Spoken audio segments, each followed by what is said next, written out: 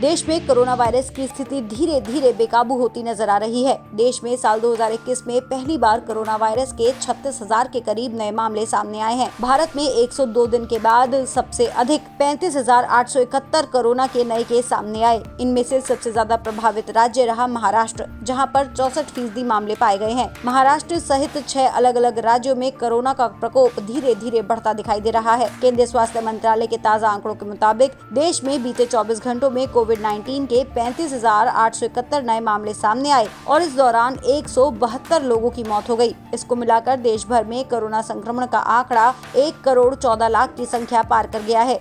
महाराष्ट्र में एक दिन में रिकॉर्ड 23,179 नए मरीज मिले हैं। आपको बता दें कि बीते 6 महीने में ये अब तक का सबसे बड़ा आंकड़ा है। पुणे में बीते 24 घंटों में जहां 4,000 से अधिक नए केस सामने आए हैं, तो वहीं दिल्ली की बात करें तो बीते 24 घंटे में कोरोना वायरस के दिल्ली में 536 नए मामले सामने आए। गौरतलब है कि भारत में अब तक कोविड-19 से ठीक हुए लोगों का कुल आंकड़ा 1 करोड़ 10 लाख 63,000 की संख्या को पार कर चुका है। भारत में वहीं दूसरी तरफ एक्टिव केसेस में लगातार बढ़ोतरी दिखाई दे रही है। भारत में 2,52,364 एक्टिव केसेस हैं। अब तक कोविड-19 से 1,59,216 लोगों की मौत हो चुकी है।